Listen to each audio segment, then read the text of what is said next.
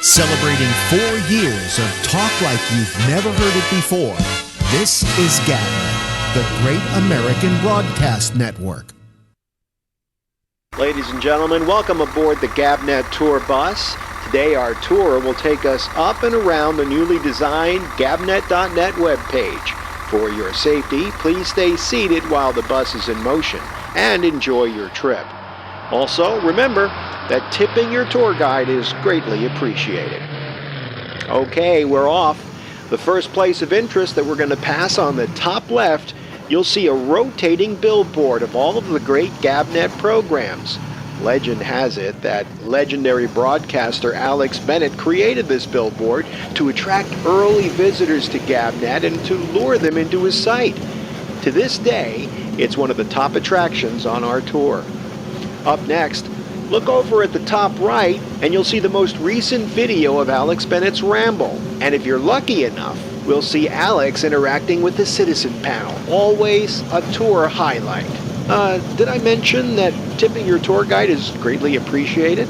As we approach the bottom of the Ramble video, we see quick links to all the ways that you can connect with GabNet programs. Facebook Live, YouTube, TuneIn, Livestream, Vimeo, and the GabNet Roku channel. They're all additional stops that you can make if you choose to step off the bus. But remember, please tip your tour guide if you do, and then you can hop on the next bus. Here's another highlight on our tour. On the left side, you'll see GabNet On Demand. You can quickly access any of the most recent programs there. Clearly, a value spot on our tour because downloads are at no extra cost. Please give your attention now to the right side. Look at the complete tutorial on how easy it is to become a citizen panelist. By the way, if you're a Luddite, there's a phone number that you can use to dial in. Okay, we're nearing the halfway point on our trip. I certainly hope that you're enjoying it. Oh look, there's the convenient call Skype button that you can click on, which will automatically connect you to the citizen panel. So now we're turning down the center of the page. I don't want you to miss any of these attractions, so please pay attention. Up first is a link to the 24/7 feed. Now these are going to come fast and furious, so pay attention. Next is a quick note on how you can hear GabNet on Amazon Echo. Next, quickly coming behind that, and this is always exciting, a screen that shows Alex Bennett's Ramble when it is live, with a countdown to the next show. It's always fun when we pass and the show is live. We're winding down our tour of GabNet.net, but before we reach our final stop, it's important to note that there is a place for you to contact them with your comments. Let them know how you like GabNet.net and the GabNet programming. And with that, we wrap up our tour. Remember, as you step off the bus, to please be careful. And also remember that GabNet is talk like you've never heard or seen it before. Did I mention, please tip your tour guide? Reasons why you tune into GabNet.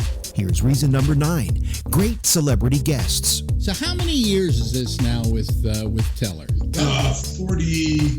43, and that's 43 continuous. You can try to say Keith Richards and Mick Jagger go longer, but they take 3, 4, 5 years off.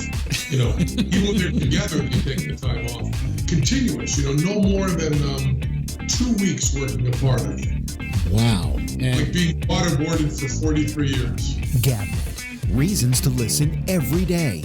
Log on to GabNet.net for more. GabNet. It's talk like you've never heard it before.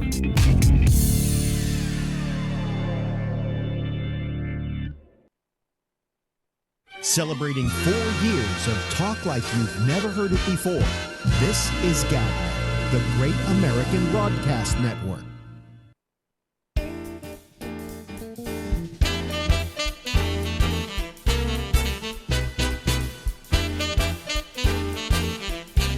this is the part where I sing.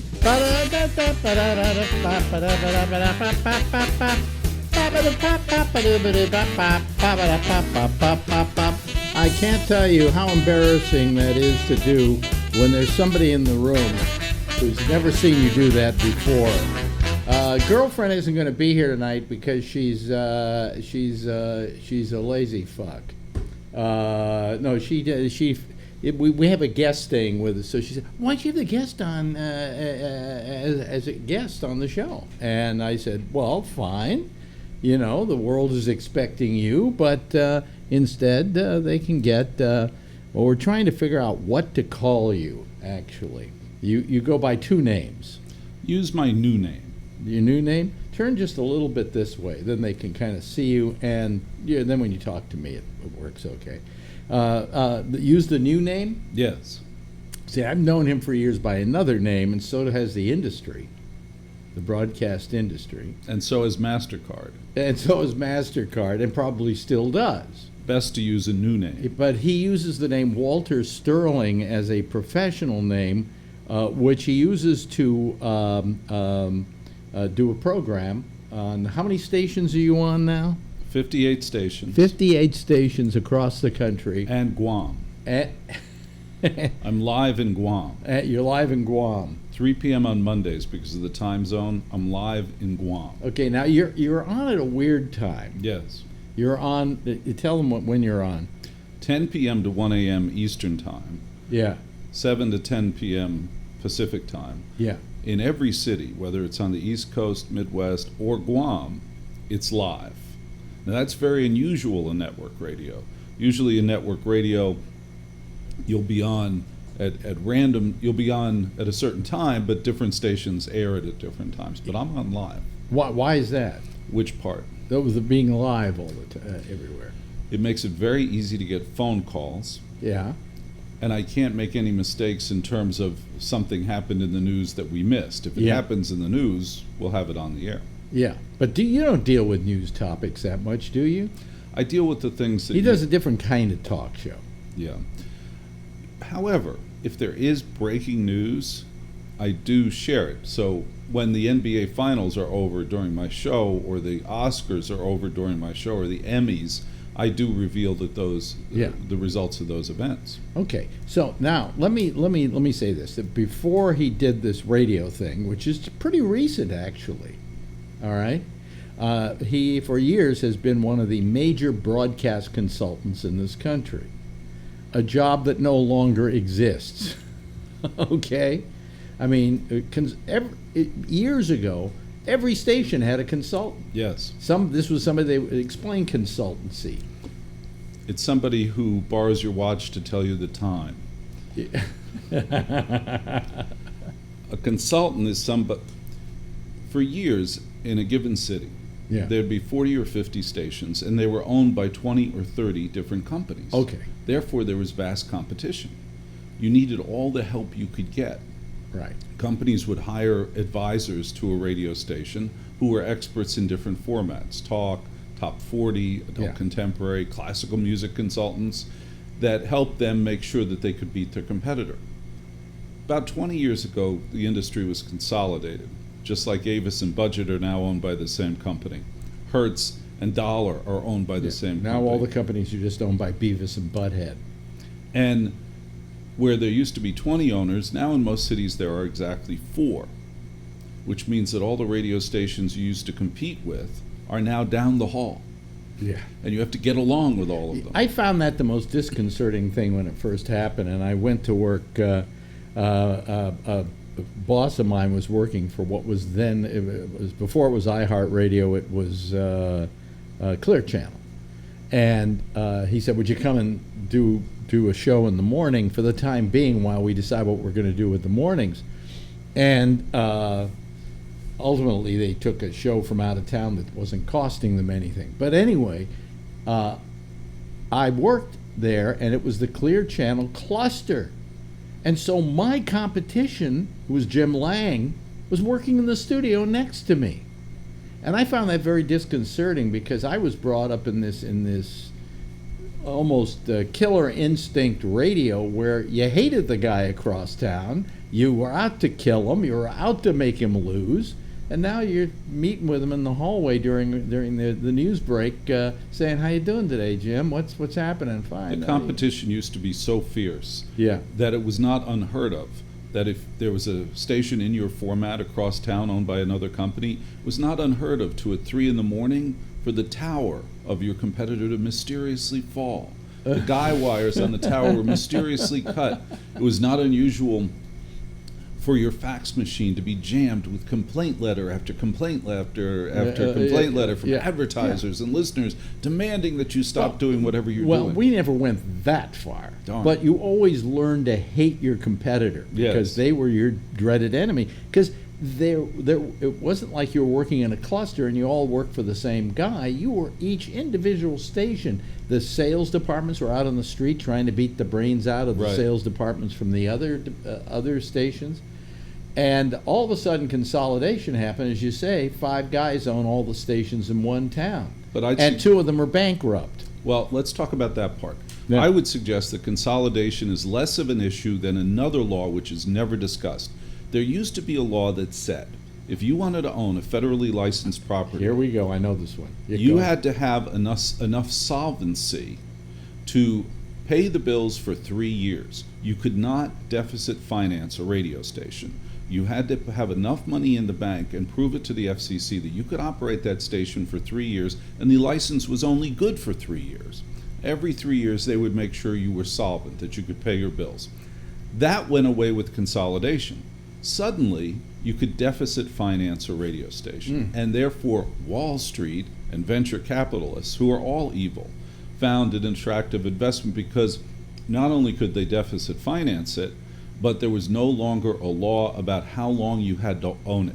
It used to be you had to own it for 3 years. You had to own it for 7 years. Now you can buy and sell them like baseball cards. Yeah, and pretty well do that on a dime. Yes. On some financing you got somewhere. But no, I remember that you had to prove. I mean, in a way, there was something wrong about that from this standpoint. That I remember a bunch of kids I knew who went to the FCC and said, we want to put on a radio station on the air. And they said, well, here's what you got to do, and here's what you got to do, and here's what you got to do.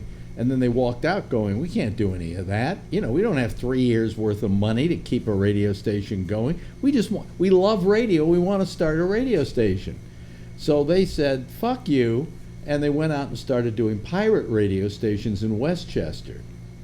And they became quite notorious, as a matter of fact. I have a contrarian point of view about pirate radio. Yeah. I was consulting a radio station in Dublin, Ireland. Yeah.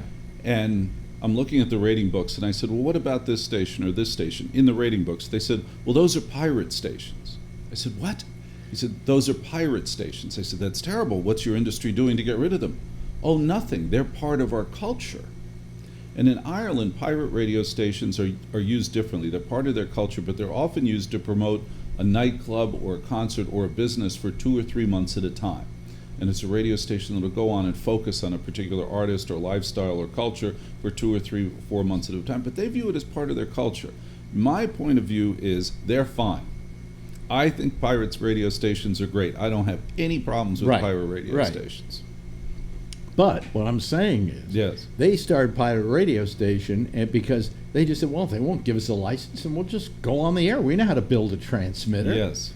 And they built a pretty low frequency, low wattage transmitter. And of course, the FCC came along and busted them. They have no sense of humor. And then one of these guys came to me. I didn't know at the time that he was a pirate. When I was working at ABC, I was looking for a producer. So this guy came to me. And he said, I'd like to be your producer. And I said, okay, fine. He was technically blind and all of that, and I just figured, let's help him out, okay? Because all the producer did for me was answer the phones and puts people on hold, right? Right. So he made a living off of working at ABC being my producer. In his spare time, he was a pirate broadcaster. And when I found that out, I went, this is terrific. Yes. ABC is paying for a guy to run a pirate radio station. And I was so happy with that. And years later, they had a boat they got out here or something. They were running a pirate operation off a boat. And he was the guy who was the head of that. That was a big deal. Where's he now? He's dead.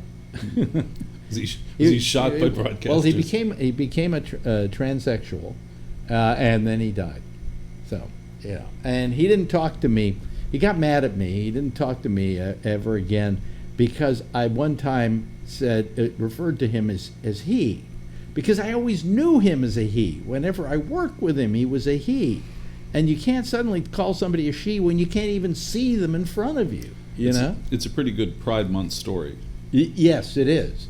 And I didn't mean to upset him, you know. I respect people. Actually, you would be the last one to mean to upset him. Yes, right. You would have respected him more than anybody, and I know that for a fact. Yeah. So here you find yourself now. You were a consultant. And Yes. You would go in. You tell people, here's how you should do things, and these are the formatics you should use, and here are some good ideas. And then you gave great lectures on how to do things to the crew and everything. And you were really good. I mean, you really were. You were and he's the guy that got me into Sirius XM. Best thing I did. Yeah. And what was the worst thing they ever did? They got rid of me. Anyway. And they killed Lynn Samuels. And they killed Lynn Samuels, exactly. But he is the guy that walked me around the floor and told everybody, you got to hire this guy, you got to hire this guy. And he's responsible for me having gone to Sirius because he was the consultant at Sirius.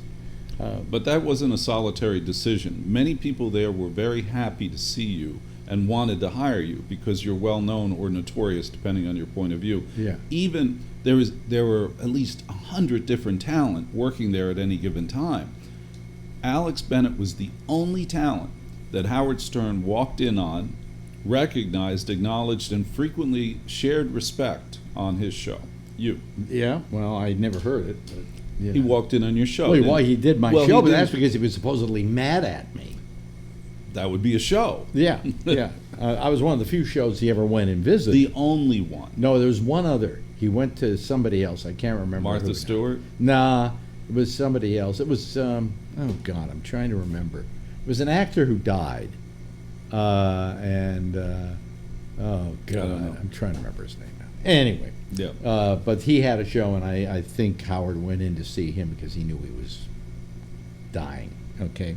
But he got me my job there. And you used to give these lectures to everybody about here's what you do, here's what you don't do, and they were very good. Thank you. You know, they were very good. They're very inspiring.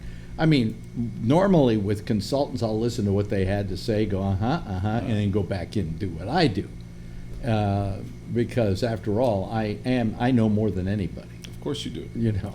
I think the reason I was able to have that effect on you and other great talent was because I never got confused about my role. Yeah. And my role was not to tell you how to be a talent or what to talk about. Yeah. It was just to share stagecraft with you so you got maximum credit for what you were doing. Yeah. That was my whole goal, was how do I help them get maximum credit, either listeners, subscribers, Nielsen ratings, whatever it needed to be done, so that their magic, their stardom, their skill would be properly showcased. Now, prior to being a consultant, you were also the head I was of... a suit. You were a suit. I was a Brooks Brothers suit. Yeah. And I'd like to point out about the Brooks Brothers suits. The reason why I've always worn Brooks Do they Brothers... still have Brooks Brothers suits? Do they what? They still have Brooks Brothers Yes, suits? very popular. Okay. The reason I've always worn Brooks Brothers suits is I have a body made for Brooks Brothers. Yeah. That's it. Every now and then I've tried to wear different suits, like fancier Paul Stewart suits, disaster, always a disaster. Yeah. Those are Yeah. made for Italian guys who have 30-inch waists and 3 wives. Mine is a Brooks Brothers body, and I will prove it to you. Twice, not once, but twice, I have walked down Fifth Avenue in my suit, twice. Complete strangers have come up to me and said, "Sir, where is Brooks Brothers?" For some reason, they decided on site that I would know where Brooks Brothers was, and I did. And of course you did. Yeah. Now, I was a suit. I was head of the ABC radio networks, the vice president general manager of the ABC radio networks, which at the time was the largest radio company in the world. Before that, I got really lucky, and Fred Silverman was the new chief executive officer of NBC. Yeah. And I had a hunch that he wouldn't like anything he saw at NBC Radio because he had been the hotshot programmer at ABC. Right. And the television network was thriving under his leadership. Right. And at the same In case time... people don't know, Fred Silverman was pretty much it when it came to the broadcasting industry. He was the golden boy. the only man to ever program ABC, NBC, and CBS. He programmed all 3 networks. Wow. And Couldn't hold a job, huh? No, couldn't hold a job. And he's still alive and doing Yeah. great, and he's a dear friend. Yeah. But I knew enough about him and ABC Radio that once he saw NBC Radio and how it was run, and frankly who was running it, he would have no patience with it. I found out what day NBC Radio was going to present their business plans to him. Mm-hmm. And I called his office and said, hi, I work at ABC Radio. This is what I do. I'd like to meet with you about your radio division. Yeah. He grabbed the phone and said, come over now. And I went over to his office, and in his office was him, president of broadcasting, head of labor relations, head of personnel, chief financial officer for freaking NBC. Yeah. All these people were in his office at 30 Rockefeller Plaza overlooking the ring. And me, I was there. Oh my God. And I was 26. Yeah. And I made a pitch to be president of NBC Radio. Made the pitch. It took 2 hours. I sweated for 2 freaking hours. These guys asked me In a questions. Brooks Brothers suit. Thank God. Yeah. Hit all the problems. Right. Next morning at 8 a.m. at home, I get a call from the head of labor relations saying we'd like to offer you to be executive vice president in charge of the FM stations, just the FM stations. Okay. Then Fred gets on the phone and says, listen, fix these stations and then we'll take care of you. Okay. The stations had lost money for 40 years. Well, those FM stations were, as a matter of fact, if I remember correctly, now correct me if I'm wrong, the FM stations, when you bought a radio and it had both AM and FM on it, they had the AM dial at the top and the FM dial at the bottom, and then a little switch you would flip to go from AM to FM. That in all the ABC stations, they were on the exact point where you would have put the dial for the AM. Am I right about that? Yes, but NBC wasn't that strategic. You're right about that. The Yeah. ABC did work like that. The history of the NBC FM stations was amazing because Major Armstrong, who invented FM, Yeah. in the RCA labs, invented it for RCA, got into a fight with David Sarnoff, the chairman of NBC. Yeah. Big fight. And that was in 1948. From the moment they had a fight until the moment I was hired, NBC did not put one dime into those stations, not one penny. I was 26. All of the transmitters were older than I was. Rain was coming into the San Francisco radio station FM transmitter. Yeah. They were all on used automation equipment that they had bought from God knows where, from Russia. Yeah, but they didn't care about FM basically. They didn't Any think of it these was. guys, They didn't any of think it these was networks. radio. ABC was further along, but NBC didn't even think it was radio. Wow. So, but they had these channels because they figured, they better have them just as a. Well, they invented it. Yeah. That was the thing. They were the first allocations in every city. The NBC Yeah. stations had the best frequency and the best allocations, and then they did nothing. And in case people don't know, I mean, if you've ever listened to AM and you listen to FM, you notice there's a difference in quality. And we could explain it. There's a thing called a carrier frequency, a carrier. And on the carrier goes the signal, okay? Now that's an AM. But in FM, you have 2 carriers, one at the top, one at the bottom, and the signal goes between them, and that's why the sound is so clean. You never hear static, nothing. And nobody knew what to do with it. And yet, finally, one day somebody did. They played some music, and they heard how good it sounded. But it really didn't take off until progressive music came along. Until there was free-form progressive music and a change in the law. What law? That you could no longer simulcast your AM and FM. You had to program the FM separately. It was about 1966, where it said, okay, you can't do these simulcasts Oh, anymore. okay, so they had to start doing their own program. However, they weren't going to spend any money on it. None of those companies did. So they said to people like you and me, listen, you kids, go do whatever you want with those FMs. Go do whatever. We're going to go back and play golf now, and we're going to go to the bar. You Yeah. do whatever you want. Just don't say any 4-letter words. Yeah, Don't lose the don't license. tell anybody anything.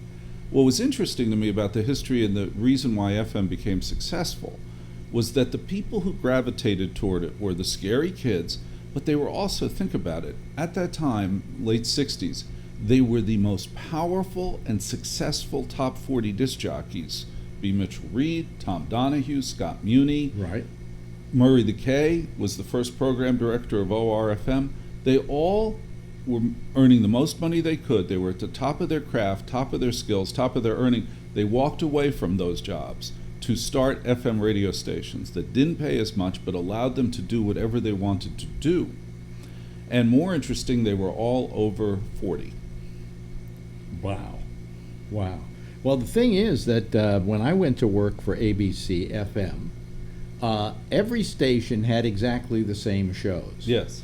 They had come up with a system whereby, for instance, Dave Herman was in New York. He would do his show live. Then when he was through, he'd go into a studio and he would voice track a show for 3 or 4 hours. It was going to go on for 3 or 4 hours. And then they had these machines that played the music. You went in there and it was like you were looking at the future. You know, all these things were automatically going off and so on. And what they had in every city, they had a guy doing a live show, and that guy would do the tapes for the other stations, so that your full day had a complement of the best disc jockeys they could lay their hands on across the country. When I came into it is when they decided to do away with that and started to do real programming. And so there was me and what Dave you Herman did and Michael on the Cascuna. talk show overnight on WPLJ in New York was revolutionary. It was remarkable. What, I radio. stayed awake? You stayed awake. More importantly, 2 or 3 listeners in Jersey stayed awake, Yeah. which I think is impressive. Yeah. But what you did had never been done before. There had never been talk targeted for people under 50. Well, I'd started that at WMCA. Right. Never been done before. And then I got fired by WMCA, and I went over and did By it. the way, trivia question. Who was the one smart enough to have hired you at WMCA? Who was the person smart enough? It was a consultant who found me, and I'm trying to remember his name now.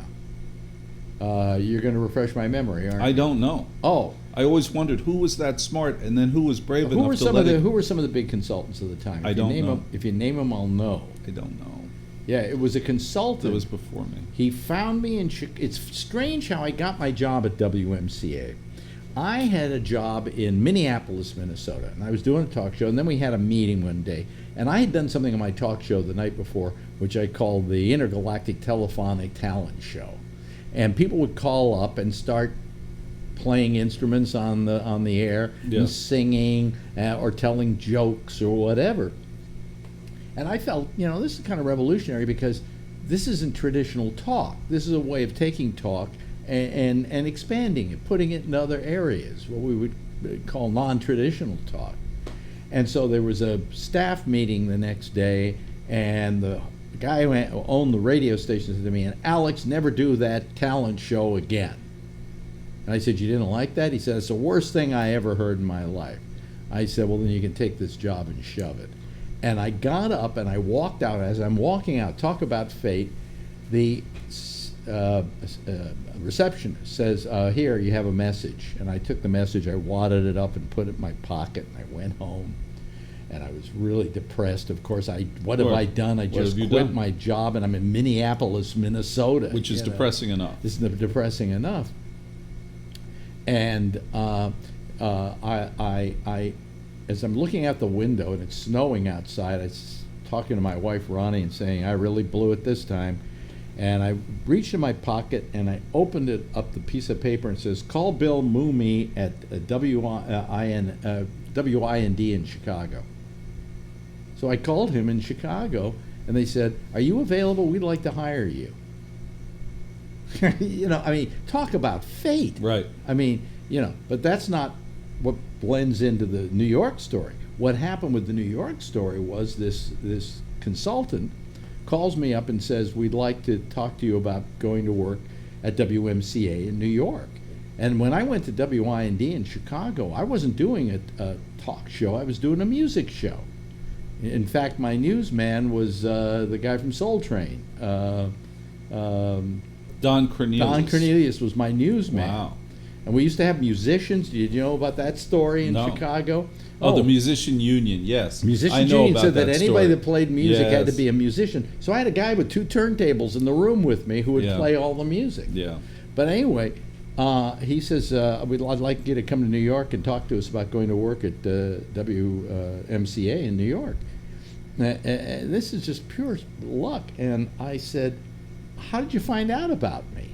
And he said, "Oh, the guy who owns the station in Minneapolis said you were terrific." For some reason, in spite of everything, this guy in Minneapolis liked what I did, basically. So I got the job at WMCA in New York. And Well, your GabNet crew may not know Yeah. how revolutionary and terrifying what you did on WMCA was. Because it's one thing to do out-of-the-box, progressive conversation and anger and rage. It's one thing to do that. It's quite another thing to be that subversive on a mainstream New York City commercial radio station owned by a family. At any point did they say to you, cool it? They never, now that I think about it, you're right. They never told me to cool it. They just one day fired me because they had the Yankees coming in. But no, I never really got told don't do that or do this. And they pretty much, I think they bought the product, you know. But they were, the family, unfortunately, the Strauss family, were not the best people. Has anybody ever pointed out that R. Peter Strauss is Monica Lewinsky's stepfather? I was talking about that. I was talking about that No the one other else day. has ever talked about that. It's amazing to me that R. you Peter, are it. R. Peter Strauss was the guy who owned the radio station, and his wife was Mrs. Sulzberger. Yes. She was one of the New York Times breed, and they were, in some ways, they were horrible. I mean, they were very elitist and all of that. You know, she used to refer to the people who worked at the radio station as the little people. You know, and she would invite the little people on Christmas to come in and have a drink in their office. And it was the most pathetic Christmas party I've ever seen in my life. So they went and held their own at a bar, and that was even a more pathetic Christmas party. It was like we were working for Scrooge, you know. That job, then I got fired from that because they hired the Yankees, and they said we won't need you for half the year practically because of the games. And rather than keep me on and put me somewhere else or whatever, they dumped me, and I got fired. And the New York Times put a big article in there, and I had about 4 articles on one page of Variety. It was a big deal, and there were people demonstrating outside the radio station. So a guy named Alan Shaw over at ABC said, I like all this publicity you're getting. Why don't you come over and work for us? And that's how I went over there. Alan Shaw is head of the ABC-owned FM station. Yes, right. He is one of my heroes and a dear friend. Yes, I know. He was very courageous in doing what he did on every level, putting you on the air, putting on Album Rock, convincing the company to stick with it until he could figure out how to make money with it. And ultimately, the reason why Album Rock sustained and grew and is still a format is because he figured out how to make money with it. Yeah. But he didn't I meet him at one of your parties? Yes. Yes, I met up with him after years and years and years, and I'd wondered what had happened to Alan Shaw. He's now the vice chairman of Beasley. Yeah. He owns Centennial Broadcasting. He owns 3 or 4 radio stations, and he married the heiress to the Winston-Salem and the Krispy Kreme fortune. Really? He is. Do you have his number? You need to call him immediately. Yeah. I mean, so he's still working in the business. God, He's still working, and he's still a he's got to be my thinker. age. Well, he's a lot older than you, Alex. He is. Oh, a lot older. And yet he's still working, running Beasley and stuff. Yeah. Yes. Good for Alan. And he still thinks the same. He still thinks new, different, fresh ideas, innovation. He's that guy. There isn't a thing that's old about him except the toupee. Well, I always liked Alan. You know, he was a decent sort. And the result was that all those radio stations that were owned by ABC were happy places to work. Those were good places to work, and that was him. As time went on, less so. Is that right? Yeah. Who bothered you there? They hired a program director. I'm trying to remember his name now. He's quite well known for having been a program director. And he and Bob Hannaberry? No. Larry Berger? Larry Berger. I didn't know Larry was there when you were still there. Yeah, no, I'm the one. You know, I couldn't. He and I never got along. Never got along. Most of the disc jockeys there had a lot of trouble with Larry. Yeah. Because he micromanaged. He was obsessed with minutia. The trade-off was the station sounded spectacular. That was always the trade-off. It's like, Larry's such a pain in the butt, but the ratings keep going up, and the station sounded spectacular. Yeah, well, I mean, he formatted it more, and right. You know, it became when I first went there, it was so progressive that, you know, basically you could bring in your record collection from home, and play it. Okay. And by the time when he got there, it all kind of changed. There were playlists Right. and things like that. Of course, I was still doing talk, and I was doing talk from 2 o'clock in the morning until 6 o'clock in the morning. Yeah. Which was the best time to do a radio The show. best time to You do know a why? radio show. Not only was it just you, me, and the microphone and the audience out there, you know, those people out in the dark, like Right. Gloria Swanson used to say, but also they didn't know I still had a show there. I mean, it was like out of mind, out of sight. Once a year, I would go in for the big meeting that they would have with everybody, and I sat there, and as I went in, I would talk to past the receptionist. She says, "And who are you?" No. Yeah, because I never saw me. I was that thing that was in the middle of the night. But you made a very important point, which is my show's on late at night. It starts at 10 p.m., goes to 1 a.m. Yeah, If given a choice, yeah, and I could do the show 5 days a week, and they said, but it has to be midnight to 5, I would say thank you. Because I can't think of a better time to do a radio show than overnight. but they don't have overnights anymore. Very few do. And it's because of a profound lack of understanding of what you just said. No product is going to sell better and faster than to an overnight audience. There may be fewer of them, but you're going to move more product at 3 in the morning than you will I've at got 3 to in tell the you, in afternoon. New York City, the overnight audience, you talk, people listen to me and they say, 2 to 6 in the morning, who was listening? It's huge. I had a larger audience from 2 to 6 in the morning than I ever had from 6 to 10 in the mornings in San Francisco. And I had a lot of people, and I had great Right. ratings in San Francisco.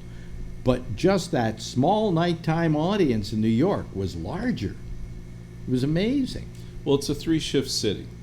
You'd have it in... Is it today, or Yes. is it kind of changed? No, I think it's more so.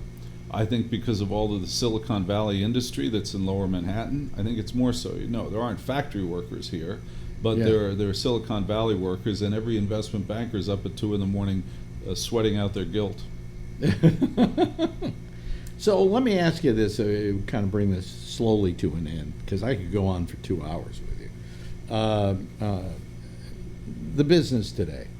Now, obviously, there really isn't room for consultants anymore. Am I right about that? There's very little need. Is there anybody working the consultancy? Yes, there are business? consultants work, but they do different things.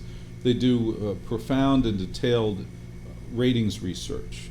They do because today our ratings are done by meters Yeah. rather than diaries. Yeah. There's a lot more granular data that they like to talk about. They're researchers that can match your topics to the ratings on a day-to-day basis. Yeah, That's valuable and interesting, but of no interest to me. yeah. It is typical in every industry to whine about the state of your industry today. Mm-hmm. But I would suggest to you that when you and I were doing Top 40 in the 60s, the people who used to write scripts for mystery theaters and dramas and soaps on radio in the 1940s were miserable. Yeah. The people who wrote scripts in Folly Men from the 40s, once you got to the 50s and 60s and all those sound effects were pre-recorded, those guys were miserable. Things evolve. There are going to be people who are left out, people who can learn new things and adapt, and they'll do fine.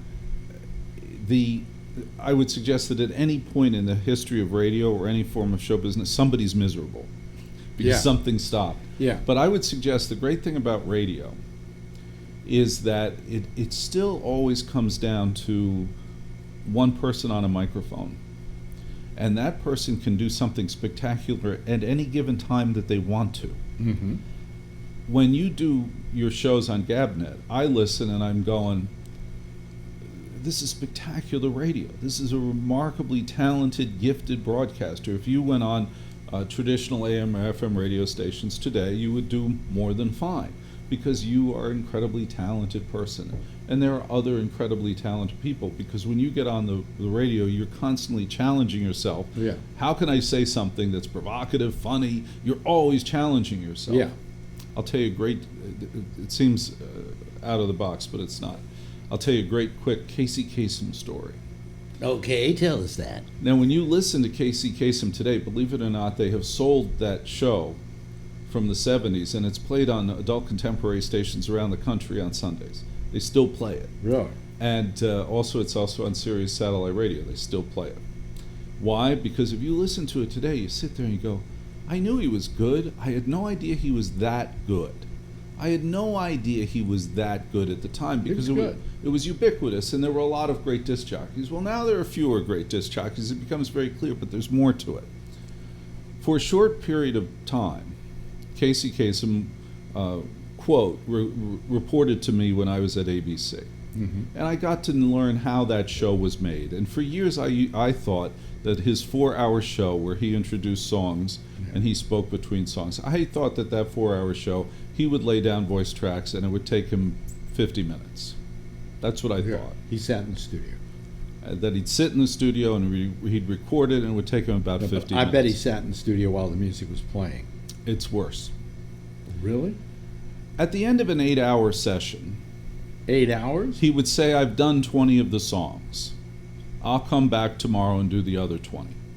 He re-recorded those breaks 10, 20, 30 times till in his mind they were absolutely perfect, that they were spectacular. He would fight with the scriptwriter over every word of those scripts, whether it was appropriate for him to say, was there a better word we could do? He sweated every detail of that show. So what did he do? He created art. And art is timeless. Yeah. And that's why if I listen to it now, you listen to it now, it's amazing. Okay, now, you have an immaculate grasp of the history of broadcasting. Probably far more than even I thought that I did. You made the history of broadcasting. Well, it's different. Quit with that already. Okay. Because I don't take compliments well. No, it's your problem, not mine. Excluding current company, who is the best radio broadcaster you ever heard? There were a number of them depending on the genre.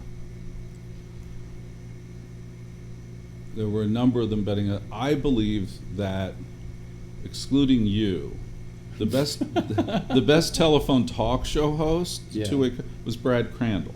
Yeah. Brad Crandall was a surprisingly young man who had a huge voice and an amazing command of the language. And he came from Canada, and he came and worked at WNBC in New York. And the poor man, he was probably only about 35. He sounded 55. He was probably about 35. He had an accident in a swimming pool, and that ended his career. His brain never worked the same again. Wow. But Brad Crandall was astonishing. Yeah. Gene Shepard was astonishing. Shep was...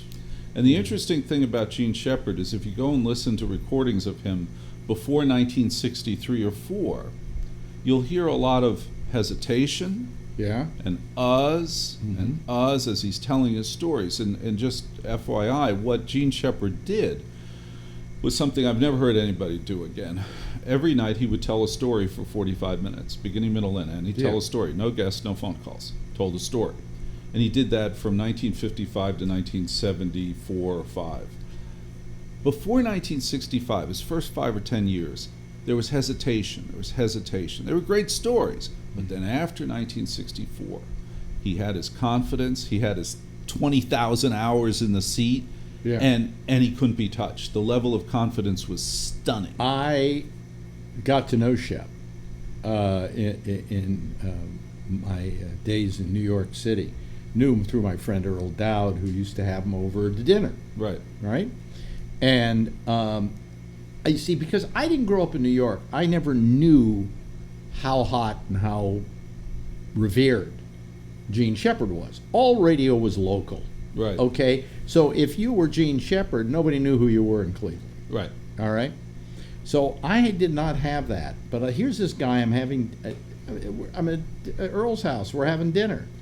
And he's going on about some story about how his father took him out on a trip, and you know how you get to the fork in the road and you don't know whether to go left or whether you know how to go right. I mean, he could take a 2-minute story and stretch it out into 45 minutes. And he's telling this story, and I'm kind of getting a little, I'm not in awe of him, so I kind of excuse myself from the table and I go into the living room while he's still entertaining the table, right? And I turn on the television set, and it's the Joe Franklin show here in New York.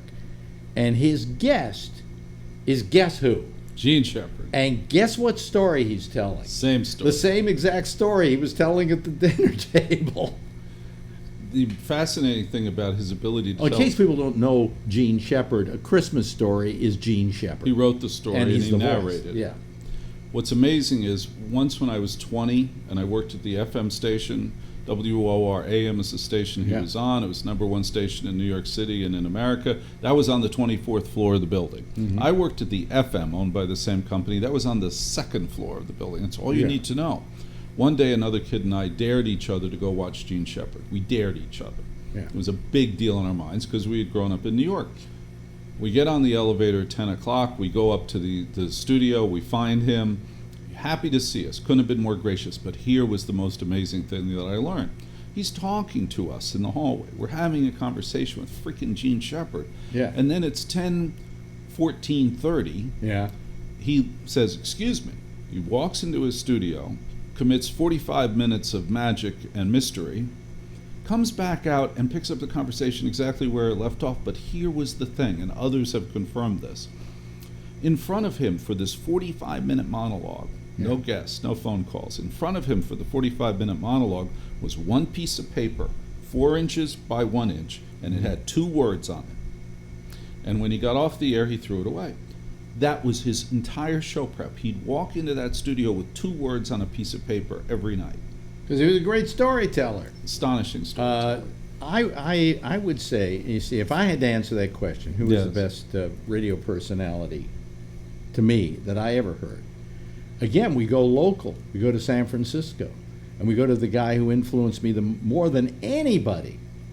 Don Sherwood. You got it. Now, I have a question for He you. owned that fucking I know. town.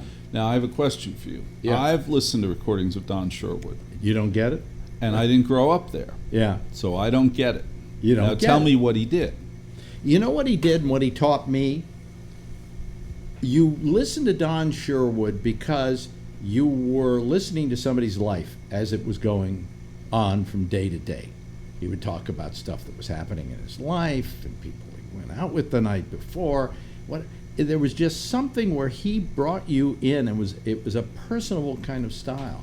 I don't think that you can understand why Don Sherwood was good by listening to him for one night or 2 nights or maybe even a week. You have to listen to him over a year, and then you get it. You go, this man is absolutely riveting. Plus, he had a very good comedic style. And I was very privileged that once I wrote him and I said, I was just a kid at the time, I would love to see you do your show, and he invited me down to watch him do his show. And I would say that if there was anybody, there are several people that have influenced me over, because none of us are original. We're all a combination of all the people who have influenced us. If I had to say that there was one person who had the largest influence on who I am in broadcasting, it was Don Sherwood.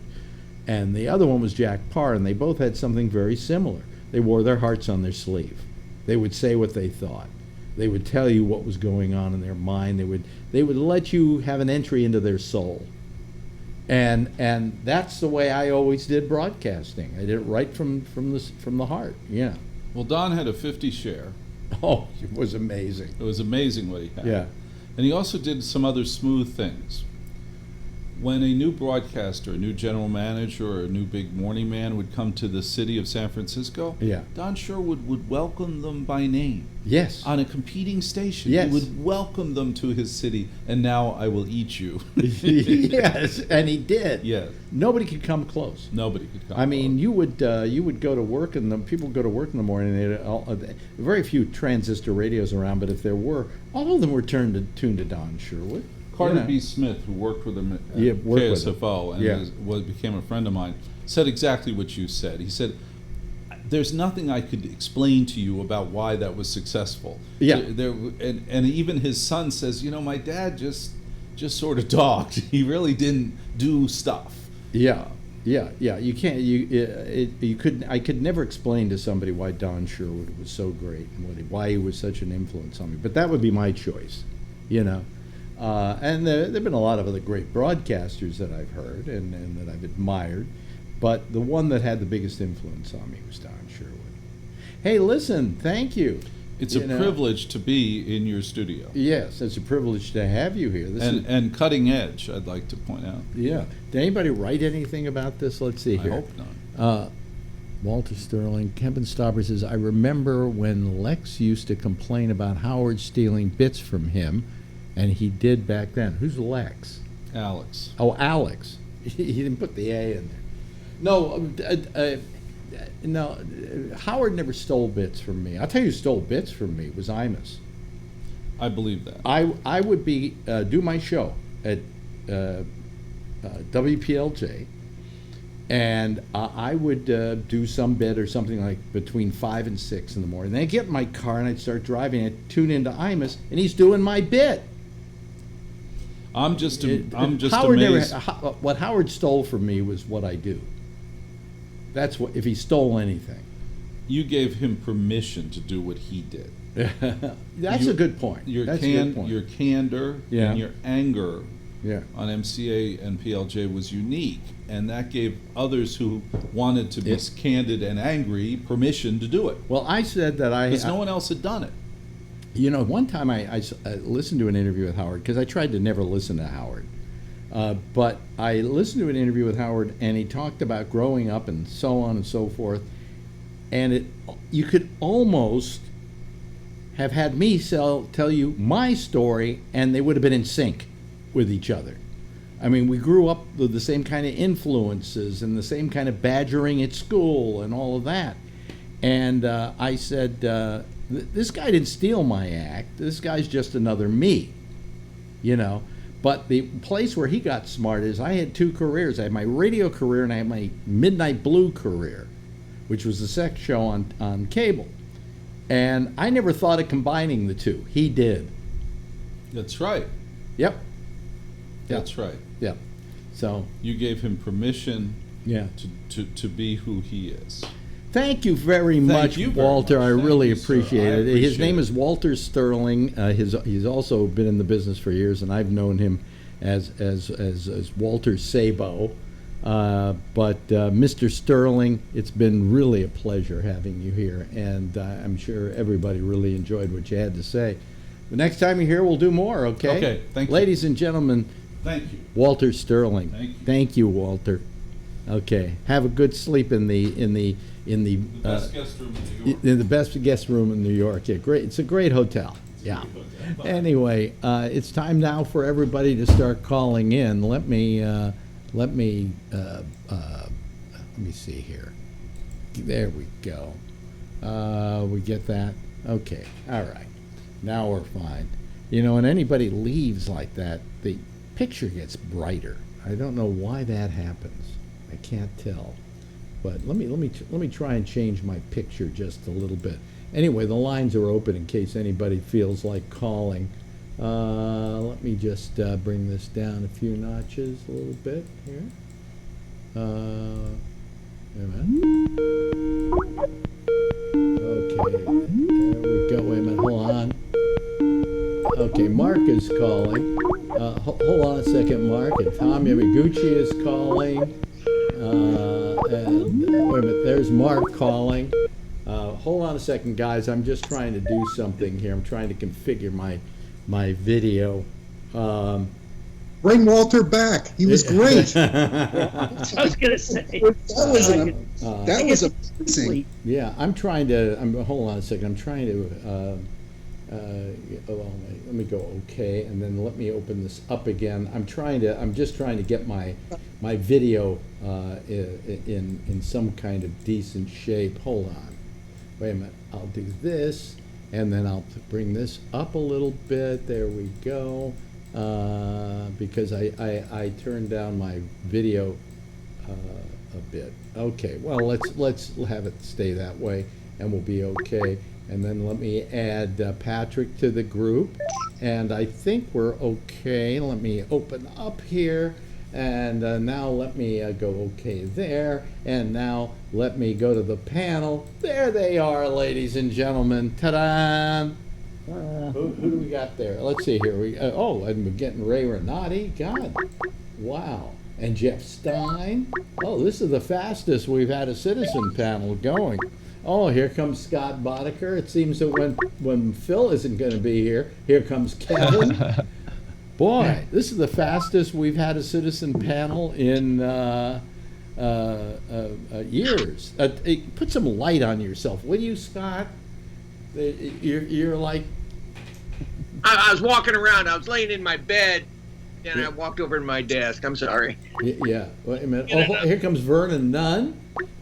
Alex, that was great. Yeah, we're one short of a full house. One short of a full house in how many seconds here? I don't know. But anyway, well, let's talk a little bit about it. Great, you liked it, you enjoyed it, huh? Very much. Yeah. Oh, yeah. Yes, Mark, you have something to say? Couple of things. Yeah. I think a couple of weeks ago, Stern spoke very highly of you on his radio show. And he mentioned you in the same breath as Bob Grant. What did he say? He was talking about radio back when he was younger, Yeah. and he said, besides you, he said there was Bob Grant. I'm paraphrasing it here, Well, but there was nothing negative. he actually had said that. It wound up in a book somewhere, but then he never admitted it after that. He would people would say, well, Alex Bennett, blah, blah, blah, and he would go, who's Alex Bennett? You know, he would deny my very existence, but I'm glad finally in his old age he recognized Pops, you know? I mean, the other thing is that Walter mentioned Beasley Broadcasting. Yeah. Listen, wait a minute, hold on a second. I think somebody's trying to call me right now, and I can't take the call because you're not calling on the, you're not calling by just calling GabNet Live. You're doing it trying to get in on one of the old thingies. I don't know what happened. It may be Renee. She just came online. Yeah. But I don't know what happened to Ray Renati there. He kind of disappeared. But anyway, I'm amazed that he said that. You know, Well, he's been making amends with a lot of people over the last couple of years that I've noticed. Yeah, he's a lot of people that he's had his words with over the years. He's made amends with. I mean, Walter told me once. Here we go. We got a full house already. Walter told me years ago that because he was consulting with Howard, and he told me that Howard had told him that I was one of his, influences. So, that made me feel good to hear it. But when I was working in San Francisco and we were competing because he was on the San Jose station, he used to always go on the air and say I stole my act from him. And of course that wasn't true. Yeah, that's why I brought it up, Alex, because I distinctly remember you saying the same thing back that one time, and it was probably a short time on Live 105 that you guys were, swapping spit back and forth. Mm-hmm. But that's why I brought it up, because I remember that distinctly, that, he was saying that about you and you were saying that about him. It may not have lasted very long, but let me face it, there is an age difference of about, I guess he's 65 now, something like that. Yeah, there is that age difference. Yeah, there's an age difference of about 12 years, so, I mean, how could I have stolen from him? Unless I deeply went down into his mother's That's my point. Uterus. That's what I always used to defend. Yeah. I was always defending you because you were there first. Well, you see, I mean, the reason that bothered me, it didn't bother me because I want everybody to say, oh, I got, Alex Bennett is my influence and blah, blah, blah. I don't give a shit, really. But what does bother me is the way in which he did it. It made it look like I was stealing from him. And that I didn't like. That I felt was terrible. Well, me and my buddy that used to listen to you all the time used to sit there and say, that's bullshit. And we used to boycott Howard for that reason. Yeah. And it also doesn't make it very easy for you to get work elsewhere. Because there are people, for instance, if you had somebody in another town, as I said earlier, radio was local in those days. And so nobody knew who Alex Bennett was, say, in Reno, Nevada, an example.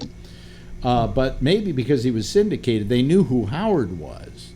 So Right. you became known as the guy, because he had the bully pulpit, you became known as the guy who stole from Howard Stern. Yep. You know, and that's what I didn't like. That's what used to piss us off. Also, what I didn't like is when they let me go at Sirius. He did have 2 channels, and I Yeah. did approach them about hiring me and putting my show on one of his channels, and I never got any positive response back. And I felt that if I was that much of an influence on him, he should have felt, hey, you know, what's it going to cost me out of my $70 million a year I make? $100,000 to have Alex Bennett on one of my stations? Go ahead, do it. Especially when they lost Bubba. They could have slipped you in there right there easily. Exactly. The love sponge? Yeah. Yeah. That was no loss. An act I never quite understood.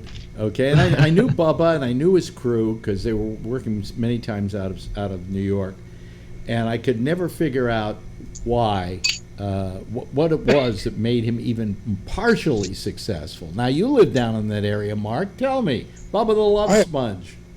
I have no clue, but I will tell you one thing. Yeah. You mentioned Beasley Broadcasting. Yeah. They fired, because they own the radio stations here, they fired the only decent DJ, Liz Wild. And she's great. And she's like you. She wants to go back on the air. Yeah. So she owns this beautiful art gallery now with her husband in Bradenton. Yeah. But she wants to go back on the air, and it's very hard. And yeah. Once you lose once you lose your job in this business, it's hard to get another one. I knew the day that they fired me at Sirius, I said I'll probably never work again. However, I've known Walter forever, and Walter always tells me, "Well, call this guy or call that guy." You know, and I just. I don't want to face disappointment, okay? You know? I don't want to face disappointment. But anyway, Walter's been a friend of mine for a long time, and when I lost my job at CNET, the guy who was the program director there, who did like me, and we got along great, said to me, you know what I would do? I would get a hold of Walter Sabo in New York. And his name is really Walter Sabo. And I said, why? He said, well, Walter's a very big consultant. I said, I know that. He said, he loves your work. He said, you should call him. And when I called him, that's when I got he walked me through Sirius, and he said, I want people to see you. And one thing led to another, and I got some work there.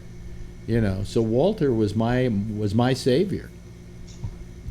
So, yeah. Yes, Tom. But you didn't immediately go to Sirius because you actually came back to that same station, right? Which was KNBR, right? Yeah. Well, what happened was I came back. Oh, I did KNBR for one night in San Francisco. I went to New York and I worked for my friend Steve at his business doing late night porno programming on the channels here in New York, cutting and editing and creating commercials for him. Yeah. So that was wrong. It was KNEW. I'm sorry. KNEW? Oh, yeah, I did KNEW for, 6 weeks. You did that tech thing with that tech guy. Oh, no, that was over at CNET. Oh, that was at CNET. I went over to see, here's a fun story. CNET had a frequency, all right? And how they had that frequency was they were renting it from Clear Channel. And finally, they fired me and got rid of me, so I'm out of work for maybe a month, okay? And they decide to give up the lease. It's the thing they call an LMA. They decide to give up the lease. Immediately, I get a call from one of my old bosses who's working over at Clear Channel, running that, and he says, hi. He says, listen, they just dropped their deal with us, and we've got an empty station I got to fill Monday. Would you come do a show for us? So I went right back to the same frequency, working with a new show. But that lasted for 6 weeks until the national program director of Clear Channel heard my show.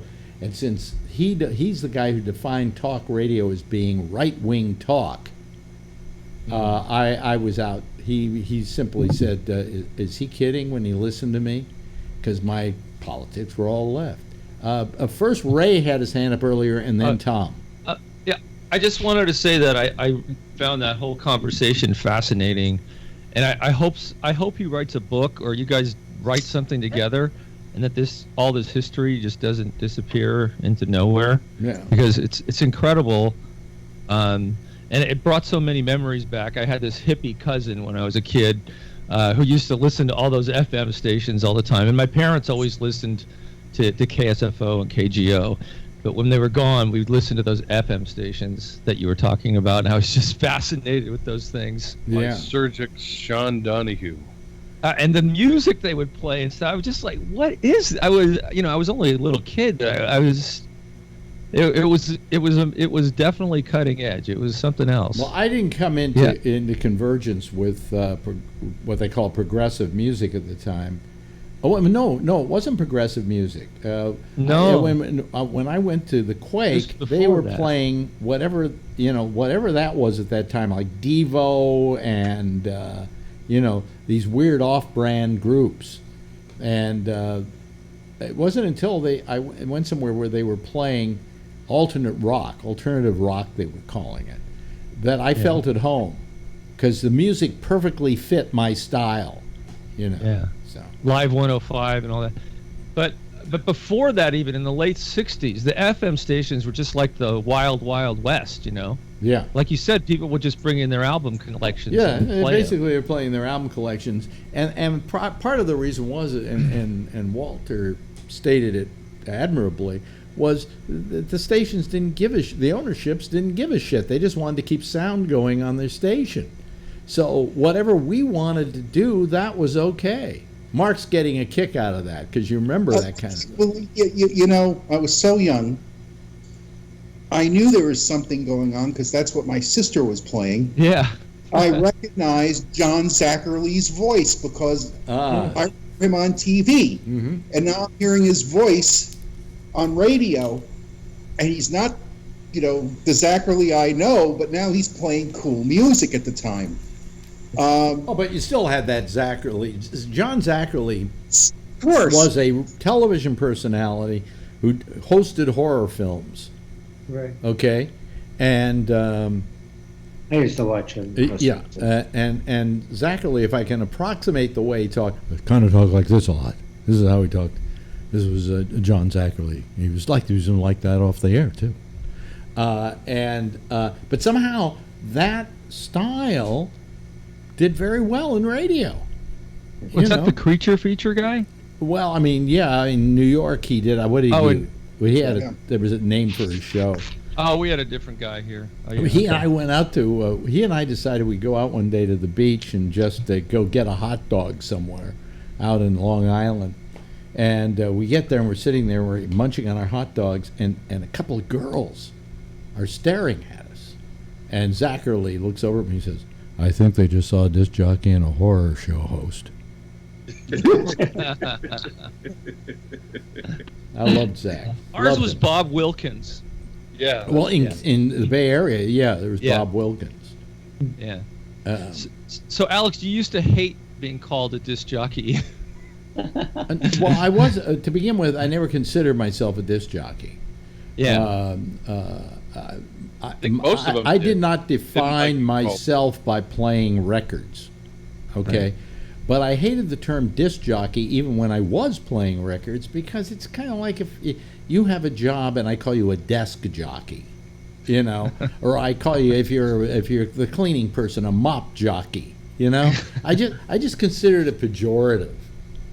Well, because it just sounds like you're putting a record on a record player and walking away. There's no skill to it. Yeah. Yeah. And so I never liked the term disc jockey. I don't know who came up with that. It might have been Alan Freed who came up with it and should have been shot for it. Yeah. But I really like what you say about Jack Parr too, because when I watch his repeats of the Tonight Show, he had the Tonight Show, right on TV. He was so good. He was just so good. I know Johnny Carson was great, but Jack Parr There was just something about him, and like you say, he wore his heart on his sleeve. So you wanted to watch him because you knew he was going to tell you something personal. Also, there was a continuing kind of almost like a soap opera that you create about your day-to-day life. Yeah. And so you tuned in the next night to see how something was going to resolve itself that he had talked about the night before. And Don Sherwood was much the same way in San Francisco. And I adopted that kind of style myself. I would always talk about what was happening with me and so on, or some fight I was having with somebody. So people would want to tune in the next day to hear how that resolved itself. Oh, yeah. That and the fact that I had people on that were funnier than I was, you know. And even with some of these night jockeys, I hate to say that jockey. Some of these night guys, you could go down and knock on the door, and sometimes you could get inside and sit there and talk with them. Oh yeah, I had a lot of people do that. I got laid that way. Go down and talk to Sean Donahue at KSAN at night. I got laid that way a lot. You know, some woman to come knocking on the door and go, "Hey, are you Alex Bennett? I want to come see the show." Fine, come on in. I didn't do that because most of them were guys, but you know that's. Yeah, well, you know, I treated the guys very nicely, but yes, Mark. When I was working overnights when I lived in New York, when in the 80s and the early 90s, we used to bother poor old Danny Stiles. And, he was so much fun. And he passed away very recently, too. Yeah. But that was one of the nice things that you could call. You know, say what you want about the Strauss family. Yeah. They kept the audience engaged. Yeah. You know, at all hours. I mean, if you were Insomniac, who's on? It's Candy Clark and, it's Long John Nemble and Candy Jones. You know, there was always something interesting. Yeah. So I just don't see that at all today. Yeah. You know, all programs. Yeah, well, I mean, radio doesn't exist anymore like it did. I mean, and the reason it doesn't is exactly what Walter was talking about. When it was highly competitive, when you had 20 different owners who owned the stations in a city, and they only owned one station in that city, or an AM and an FM, let's say.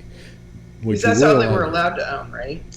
Yeah, you were only allowed to own an AM and an FM, and you could own a TV, but you couldn't own a newspaper and an AM, FM, and a TV. You had to have an AM and an FM and a newspaper, or an AM and a TV, I think, and a newspaper. But you couldn't. In other words, you could only have 3 of something, okay, in a given city, and you could only have 7 of those across the country. All right. So if ABC had local stations, they had them in San Francisco, they had them in New York, they had them in LA, they had them in Chicago, and I can't remember. Maybe I don't know what the other town would be that they would have been in. But you could have 7 stations, and so 21 stations all in all. And you had to show you had the financial ability to keep them on the air. Yes, Tom. Yeah, and your friend Walter was talking about the law that from '66, saying that the AM and FM couldn't simulcast, and that's obviously changed because here the KCBS is actually has both AM and FM. They're simulcasting now. They're all news station. Okay. That's changed. Yeah. Yes, Ray. I kind of have a funny studio story. A long time ago, I was just doing this student film at KTVU, and I was a newscaster, and I sat in Dennis Richmond's chair because the guy who was making the movie worked there, and he had his chair. It was set so uncomfortably. I guess it was so that he was forward and awake, and I couldn't sit in it. So I adjusted it, and the guy who works there goes, "Oh my God, don't touch the chair!" And I completely screwed it up. And so when I went home that night, I watched the news, and the whole night, Dennis Richmond is like futzing in his chair. And I spot the entire hour. It was hilarious. I felt really bad, but it was also one of the funniest things I'd ever seen. If you were in TV, you could probably get away with that. In radio, never could, because every 3 hours there was a new person using the studio. Yeah. You know. Well, also Dennis Richmond wasn't. I don't know if he was nice or not, but there was a lot of problems with the Me Too movement in Dennis Richmond. Well, I knew Dennis Richmond, and I liked Dennis Richmond. And you know me, if I have any excuse not to like somebody, I'll take it. You know. By the way, to change the subject, Renee has been nice enough not to open a box. 2 boxes. Two boxes? Why are they 2 boxes? Well, I didn't tell you what the other thing was, but I don't know how new it is, so I was just going to show it to you today. And this one I'm not going to wait. Let me kind of make her full screen here. Hold on. Oh, you didn't. I did. Ooh, I got one of those. I had to. It wasn't I did it because I wanted to spend money. Okay. It's that the computer that we're talking on now, the logic board is dying, and it's not being supported anymore by Apple, so I have to put my photos somewhere, so I didn't have a choice. So that I had to do. But this I have to install this weekend. So you are not, I mean, I'll unbox it, but we're not going to do a whole lot of talking about it unless somebody else already has one. I find them a complete waste of time. I have the older version. That's what it looks like now? Yeah. Yeah, it's just a square. You know what I'll do? Can you move What your is it, a camera? hard Can you move your camera so your head is a little more towards the top of the screen? Because what I have now is I have you full screen, and There. yes, and all the people are below you. Okay, let's open up the first box. Okay, I don't care about the airport. Yeah, I didn't think you cared about a hard drive. Yeah. But mine's dying. So it's funny because my computer was dying, and I said to Apple, I said, my computer's dying. What age is it? And they go 2012. And I said, great, I'll just back everything up in my time capsule. And they're like, yeah, that's a 2010. And I'm like, you're going to screw me up. Yeah, no, I never got a time capsule. It's cheaper to just get an external drive and do it there. Same thing. Yeah, that's what I did. Yeah. Well, now they put, of course, the time capsule is the airport and the hard now, if drive. you're going to open up that box, open it up where we can see you. Open it up. Okay. Now, we'll tell them what this is. This is like it's like what I have, only it's not what I have actually. But it's Well, it's like what you have, but it is for the iPhone instead of the GoPro. Okay. And you can, shall we say this as well? You can get this for $129 on Amazon. Well, yeah, or buy it from Apple, whichever way you want to get it. This is the least expensive one that's out of all the ones that are out. Yeah. But there are other options that are like $4 cheaper. Okay. So I'm not sure I'm going to carry it. Let's get to this so that. I was looking. There are some that are a lot more expensive too. Yeah. Well, so originally these were, and I think Alex, isn't yours metal? Mine is. Let me see here. Where is it? I have no idea where it is now. Oh, here it is. Here it is. Here it is. I gotta get rid of my earphones here for a second. So these used to be made. While you're opening that, the Warriors are ahead, 102 to 72. Yeah, I'm watching the game. Thank you. $300. So Alex is metal. This is the latest and greatest one, and it's actually former mechanically adept. I don't know if it has any power on it. Really quite nice because it makes it really light. The other thing that they did with this, there's 2 things they did with this. One is, of course, they have a mount for your tripod. So if you have to hold it for a long period of time and it gets tired using that, you can put it on a tripod. Yeah. So is yours metal, Alex? Mine's it's not. It's plastic, really. Part of it, and part of it I think is metal. Okay. So but it's not really working right now. I have to. Because usually the screen should go into effect once I turn it on, but it's a steady cam and it keeps things steady. As you can see, when I move it, it's always staying at a level. In fact, let me do something here. Does that one follow you around, Renee? Yeah, actually, it can do that. And the other really weird thing that it can do, which I saw on the web, but I don't know. It actually can do a 365-degree shot for you. You see that no matter how I put this thing, it stays straight, okay? And it makes for a very smooth thing, so, yeah. Now, the other thing that's good about this is because of the clamping system that you just saw, it doesn't matter if you're using the Samsung or any of the other ones, it should fit without a problem. Yeah. And if I set it up correctly, because you can set it for landscape or portrait, you just quickly do it by changing this right here or weighting it correctly so that it'll actually change it. So as you're walking around and taking pictures and trying not to kill yourself, this thing will actually take care of all of that. Okay, so now wait a minute. Now wait a minute. When you use it, where is the camera itself? In other words, where's the screen rather?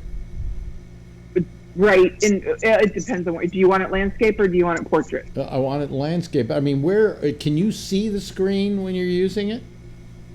Well, there's on the screen. Okay, so one thing that you guys have to be aware of is that you can use this without its software, but they do have software.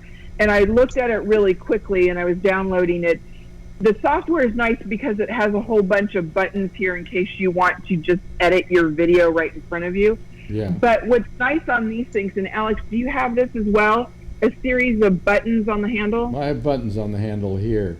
I can't make this thing stop blinking right now. That's the only problem. So you can make it zoom in, you can make it zoom out, you can tilt it, you can change it, and you do all of that from the handle here. What's really nice about this one is it's got 15-hour battery life in it. Oh, really? So not only you can charge your phone while you're shooting, which is pretty darn cool too. I like that.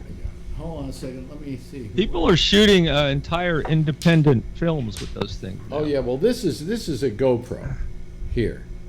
Yeah. So this is just for your cell phone. Yeah. And so now you've got something. So now wait a minute.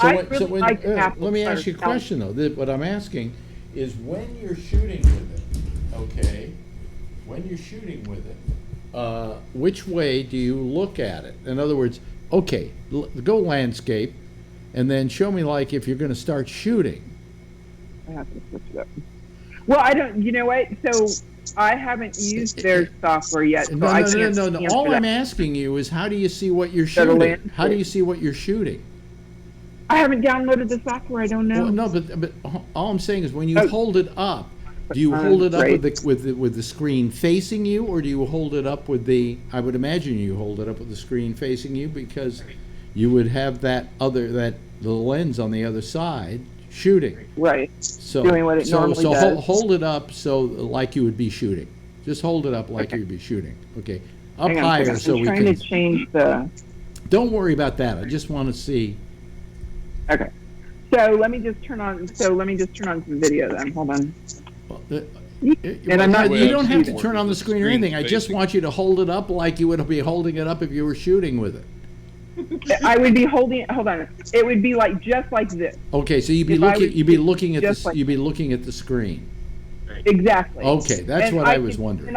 I would either be using the software on the screen or I would be using the control buttons on the actual handle. Yeah.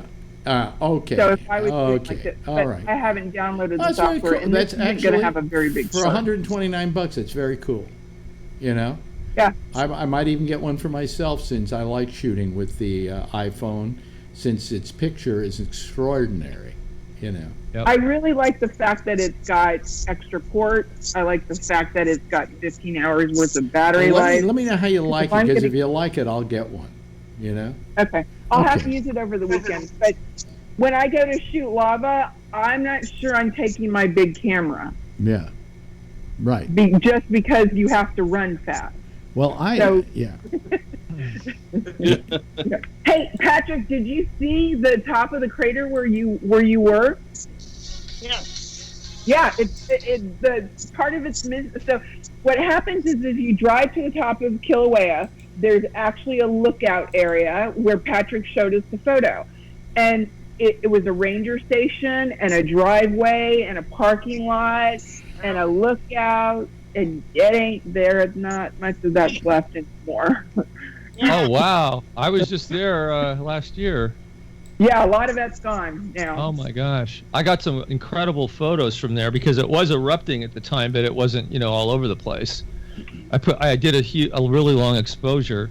Let's not go into elongated volcano talk tonight, especially since I saw the video of the people in Guatemala who are up there. They've got an ash problem. Yep. Yeah. So and that's scary because the ash problem is bad. Yeah. That's what we had in Mount St. Helens. Right. So how are you tonight, Patrick? I just want to check in with you. I'm doing all right.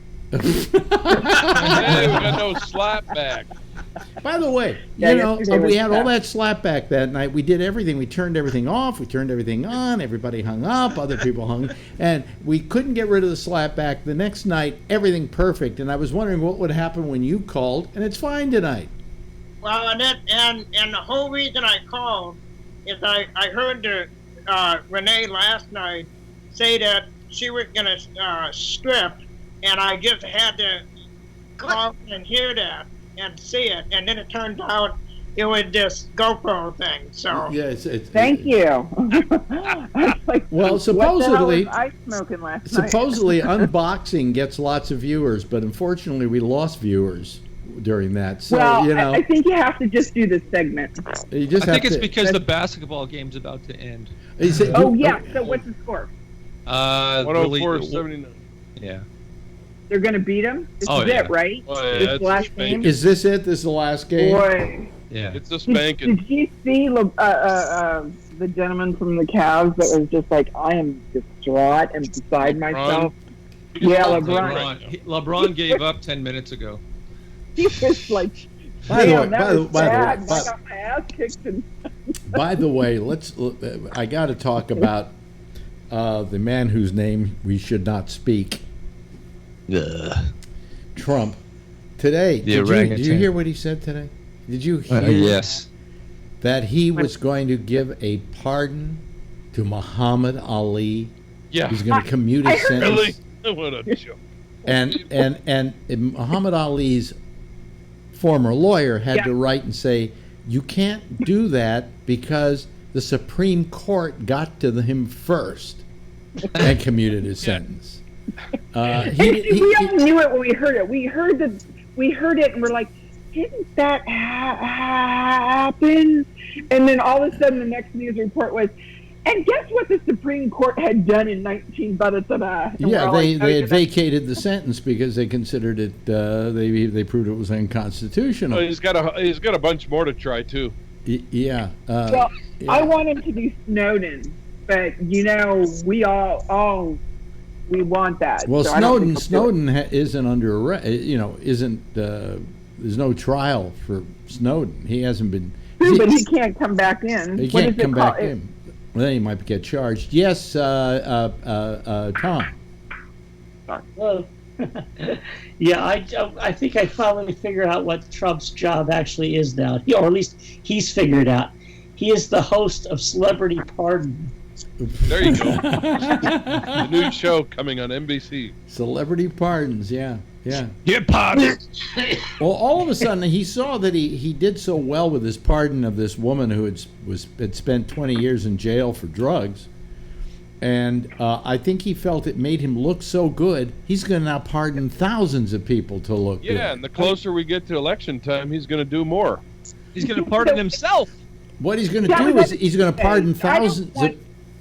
He's going to pardon thousands of people so that when he finally pardons like Manafort and Cohn, you won't notice it because there'll be so many other people being pardoned as well. He'll just open up pardon houses in across the country, pardon houses, and then he'll stuff them all into there. And then once they get there, they can just cut them loose once in a while. Yeah. Yes, Renee. So I want everybody to repeat after me. If he gets a chance, he will pardon himself.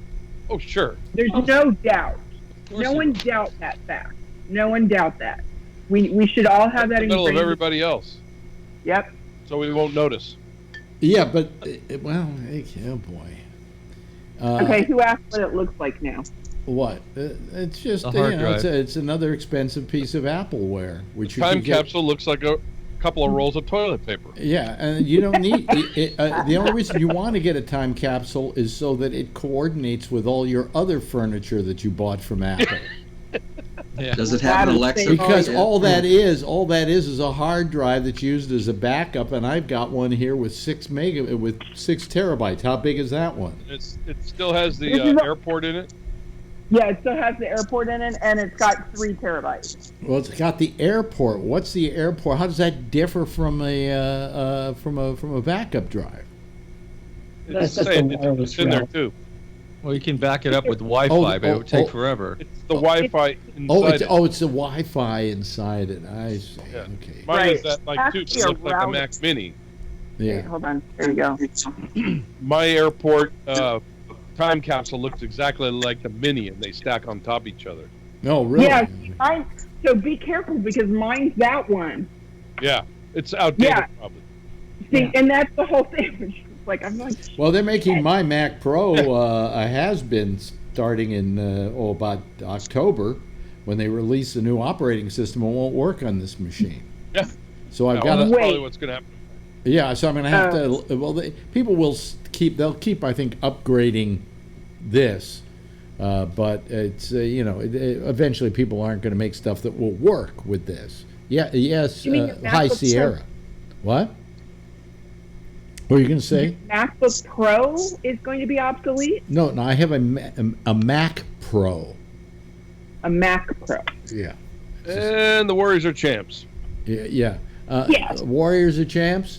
Yeah. Oh, Yep. okay. 108.85. Yeah, well, okay. Another team that will not go to the White House. Anyway, yes, Mark, did you have your hand up? Mark, did you have your hand up? Yeah. Well, since, that's interesting because this crapped down on me last week, too. Oh, baby. That's exactly. I got that puppy right next to me, and What is that? That's my old airport. Oh. But because Apple is no longer making this technology, I went with a Netgear Orbi. So Oh, did you? Yeah. I went with an Orbi.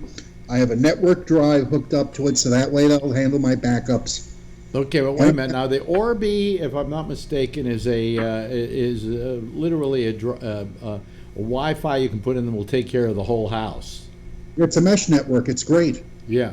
It sets up very easily. It works. That's it. And it's one less thing I got to deal with, and it's cheaper than an Apple product. Well, in this apartment, we've got, we got 11 rooms or something.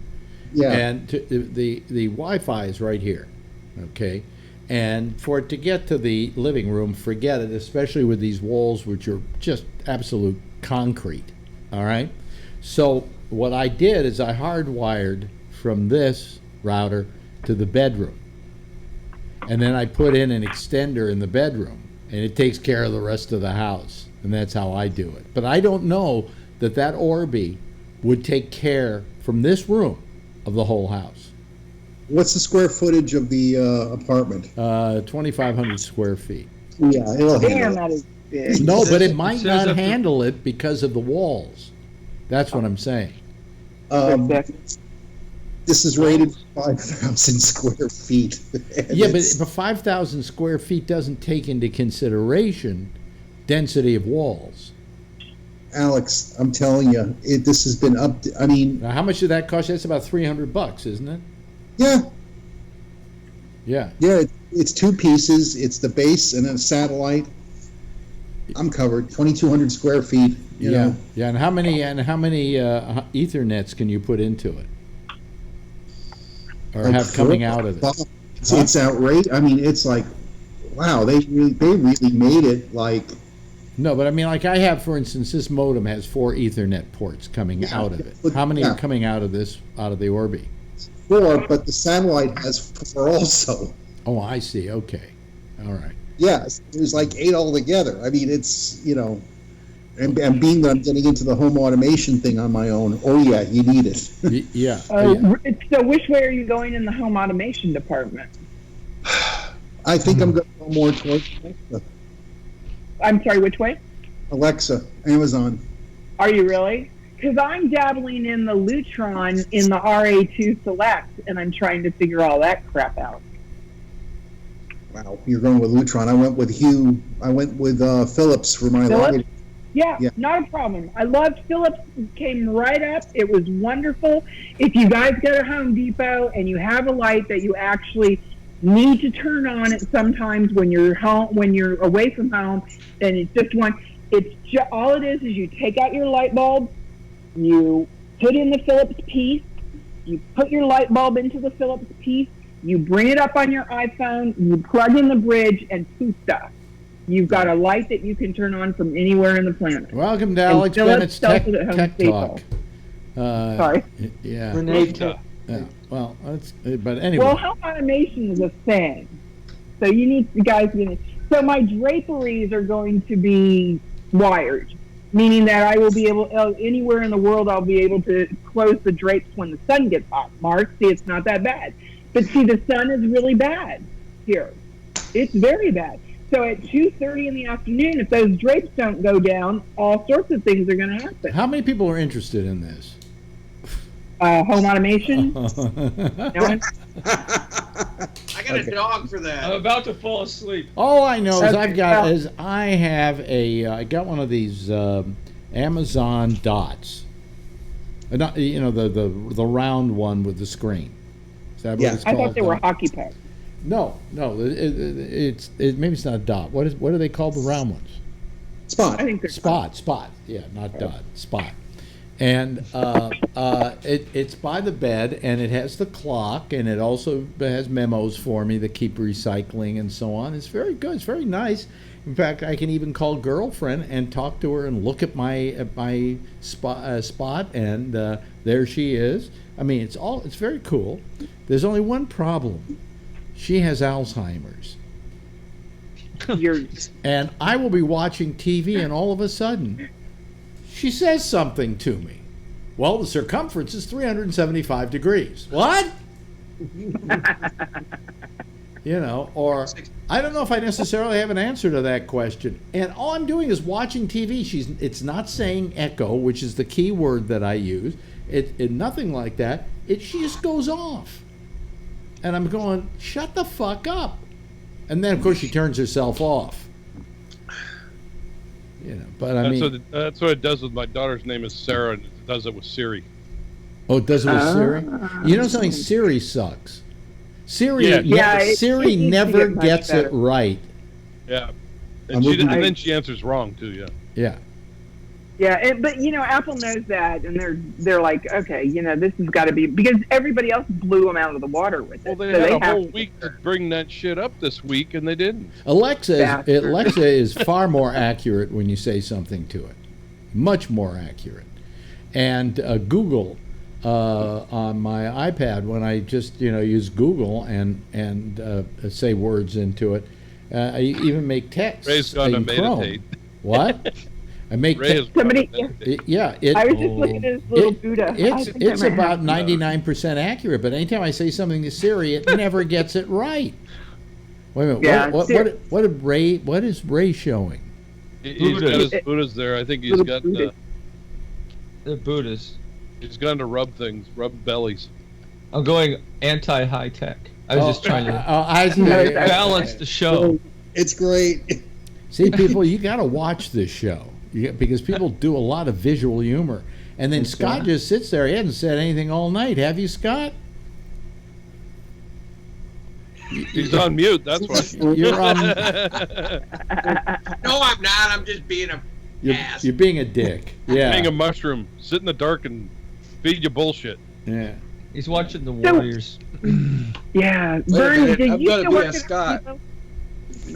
What's his name? Brian wanted to call the show tonight because he had some beef with Amy, because Amy supposedly said some nasty things about him.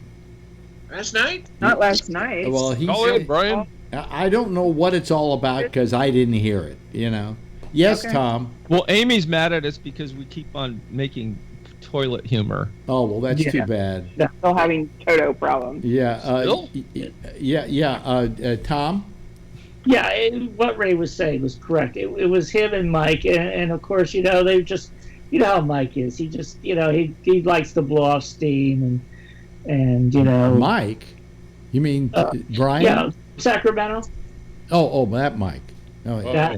Mike doesn't call your show anymore because he's been disinvited. Yes, he's been disinvited. Yeah, they were, and so the two of them were going off with their potty mouths, and Amy was not happy. I thought Mike just got pissed off because his camera was so bad that Alex was always criticizing how bad his camera looked. Yeah, his camera looked like he had sneezed on it at one time and never cleaned it off. He does sneeze all the time. Yeah. And he raises his hand like this. Yeah. Boy, am the Warriors. Well, I don't want to be mean, but I'm glad to not have him calling this show because that voice drives me crazy. Scratchy. I agree with you on that. It's a cancerous sounding voice. I'm surprised with a voice like that. I'm gonna die sometime. Who was that guy Doug that you kicked off a long time ago? Doug? He was an alcoholic. You have a smoker, alcoholic, and a weed guy, right? Okay. Yeah, I'd say it was more alcohol was the problem. He could never call in correctly. Well, I forgave him so many times that I felt like the Pope, I mean, I was... So I'm going to spend another 25 minutes trying to figure out where I'm going to plug that thing into. Sorry. Because they change the shape, right? Yeah, it's like, now I got to go run wires. Yeah. Jesus. Yeah. Sorry. Yeah. Thought it was an airport, so it was operating on Wi-Fi. It does. But I still have to. So do you plug it into the backup battery and then run everything that direction? Or do you plug it? Yeah, because I don't want to put it in the surge protector because it's a database. So we don't want to do that. All right. Thank you. You can do it both ways. Why don't you want to put it in a surge protector? Well, because the backup. So I have a huge battery backup because I live places where the wind blows 80 miles an hour sometimes. Well, what happens if you suddenly lose power? Big deal. You're off the grid. Thank God. Read a book. It doesn't help your computer hardware to be brought down that way. Well, I disagree. Once in a while, I've had my computers. I've had suddenly all the electricity go out and everything goes off, and then I click everything. Everything goes back on. I've never lost any data or anything because of a power failure. No, I'm saying that. I'll stand by it because I got 1, 2, 3, 4, 5, 6, 7 computers in this apartment, and none of them have and all of them have had to crash at one time or another because of an electrical problem or something in the neighborhood or whatever. They go back up. In San Francisco, in the old days with my old computer, we had an earthquake. And I didn't know till they turned the electricity back on, which was about a week later, whether my computers were working or not, and they started right up. So I wouldn't worry about that, And what if you lose everything? You just start all over again. You start making new friends to put in your phone book, and you start,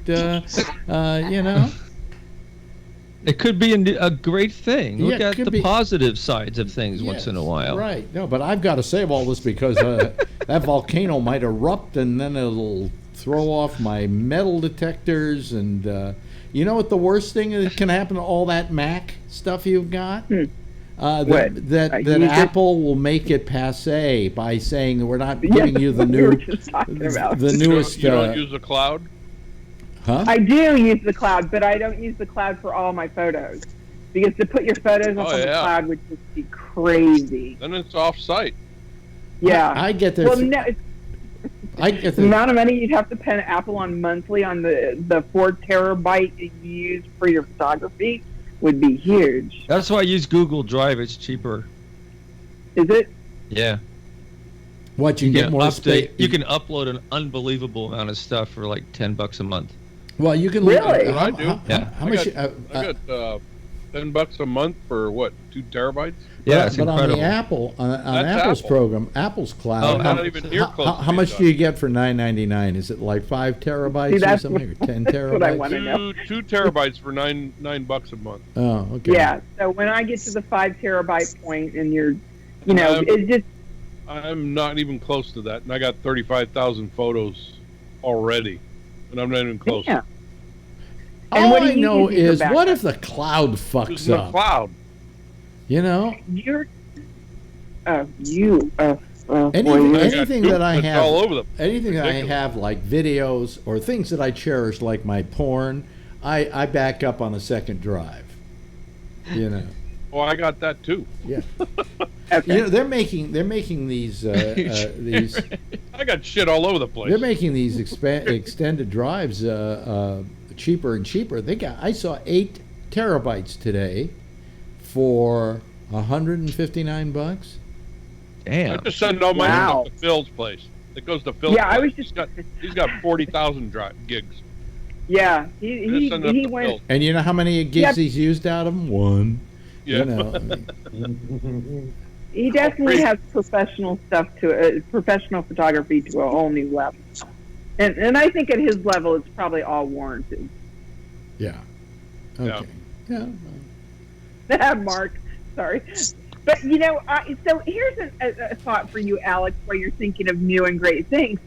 I see Mark's photos all the time, and we see Phil's photos. Is it possible for you to, and I sent you a whale photo, is it possible for you to open a GabNet gallery so that we can post our photos instead of posting them on Facebook? Because Mark Thorner shoots some really nice stuff almost every weekend. Yeah, well, I mean, Mark does nice stuff, yeah.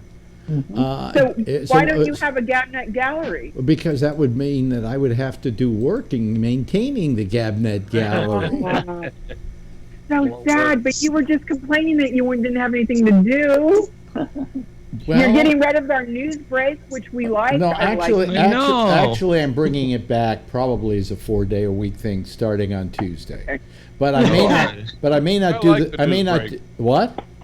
I like the news break. Yeah, I may not do the video. I do too. I may not do the video portion of the picture of the day. I may just do the news, and that's it. But I haven't decided yet. I don't know that the video thing is necessarily that important a part of it. You know. I do like the fact that you pimped the show from the night before. Is that what you're talking about? Yeah, yeah. No, I think that has to be there. I do. That takes the most work. Yeah. Yeah. Oh, I'm sorry. More work for Alex. You don't want to do the GabNet gallery. It kind of plugs the show, is what it does. That's what I was thinking too. Yeah, yeah. Originally I started the whole thing in order to plug the show. Hey, we have almost for a second there we had almost an all-time high of listening people, and we're not even talking about anything. We're not arguing. Phil isn't here. Maybe that's the reason why they're listening. I don't know. Yeah, I think you should make a GabNet gallery so that we can throw because you guys know we all take photos, and wouldn't you like to see them instead of going to Facebook to see them? If I had a way that you could just put them up yourself, I would do it. But I have no you don't way like of the doing fact that we could send them to you and make you do that? No, I don't want to have to do that. I mean, I got enough stuff I got to do. I got to post these shows every day. The whole thing's a pain in the fucking ass. I mean. If all I had to do was do a show, life would be wonderful. But that's not all I have to do. Probably have to make us administrators of some sort. Put them so I'll play Marjorie for a moment. No, wait a minute. Listen. I have to I have to post all these shows. Otherwise, so they go out to the on demand. They go out to iTunes. They go out to my to the. What do you call it? Site the Roku channels, and by the way, we're getting a lot of viewers to those Roku channels. I looked at the numbers, and a lot of the videos that we're showing are especially off of the GabNet TV app. We have 2 of them. We have GabNet and GabNet TV. And yes, Kevin. Quick Roku question. Yeah. How does that work? You go out and buy a Roku stick just like a Like Rob Fire showed us. Stick and everything else that Yeah. just plugs in the back of your TV Yep. that works with Roku? Mm-hmm. Yep. Okay. I was curious about that. Rob's was really impressive. All the things that could do with that. That No, had he me was talking. Well, he has an Amazon one. Had an Amazon Fire Stick. I have a Fire Stick, but someone told me with this Spectrum thing that if I get Spectrum, I can get a Roku stick and they stream it all through Roku. So I was thinking about doing that. Cutting my DirecTV. Yes, Ray. I just did a fill thing and put a link to my portfolio there in the notes if anyone wants to look at my photos. You have photos? Yes, it's in the discussion area. You can look at your photos. Right. Yes, you can. Yes. Discussion area. That's wonderful. Yes. See, if we had a GabNet gallery, this would be a whole lot easier. Yeah, well, I mean, then I do a GabNet gallery, and there are 3 pictures. Renee, you there. can maintain it. Well, no, see, he's got a whole bunch of photos that he's trying to decide to do with that was willed to him. I thought a GabNet gallery would be a good thing. Well, I just wish I knew a way of doing it so that all you had to do was go on there and set it up. I guess you could put the pictures on my Facebook page, but then that would clutter my Facebook page. Yeah, but we're trying to get off. I'll tell you, why don't you go over to Facebook, our GabNet Live page on Facebook, and you can post them there. Oh Yeah, man, was your wife doing a pedicure? I'm sorry, what? What? She was. What's this about a wife doing a pedicure? I'm looking at Ray's photos. I didn't realize Ray's shot. Who's this blue goddess? Wait a minute, let me see here. I've seen a lot of Ray's photos on his when he posts them. Well, no, there's I have San Francisco photos. Yeah. Yeah. These are nice. Oh, on Instagram, yeah. See, the again, alleys of San Francisco. These are just some. I have thousands more. Yeah, I shoot all the time. So where did you put the Phil. picture? Where did you put the What? picture? I do things like that. Great. Yeah. Where did you put the picture? to the conversation part of Skype. It's funny because I put it on the conversation part of Skype, and I don't see any picture there. Well, no, you have to click on the link, and the link will send you over but to there, his but there website. there is no link even. I do that. My You can't see the conversation. Yeah, I showed. It's in the upper right-hand Oh, in corner. the conversation. Yeah, thank you. Look, Vernon knows tech. Vernon's been very quiet tonight. Tap us if you're still alive.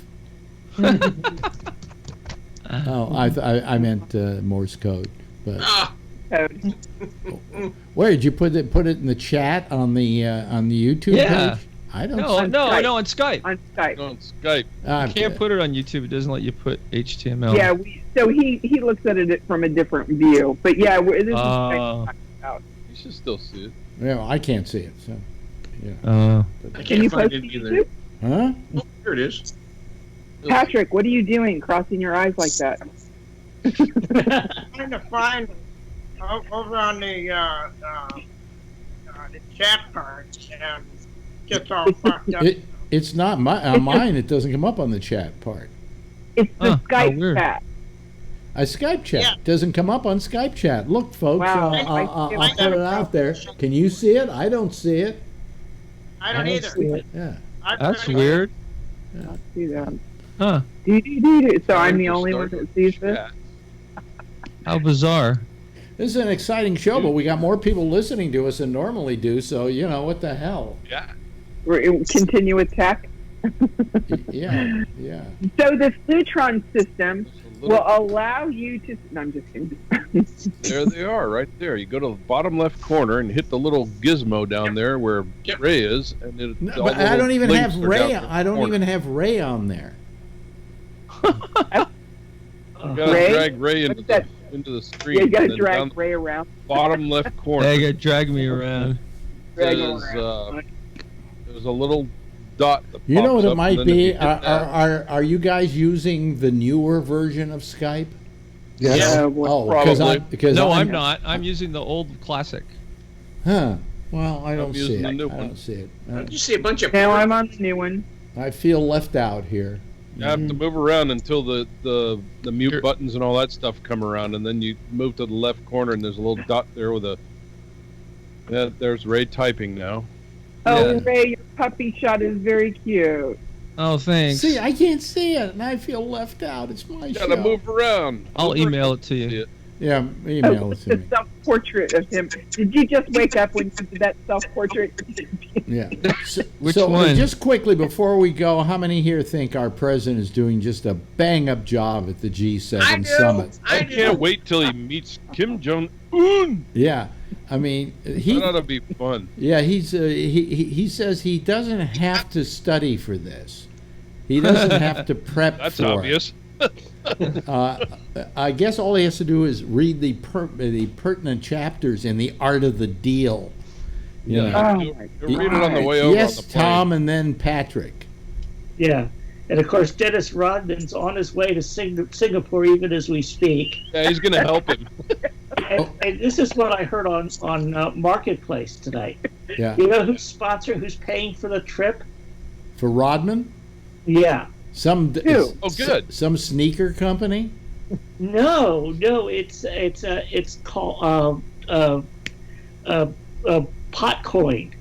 It's a cyber currency for pot growth. For people. Yeah. Oh, really? Weed money. And is he actually going to help Trump while he's over there? Well, translate. Can't do any worse. Going to get him a tattoo too. Yeah. Let me. Patrick's got his hand up.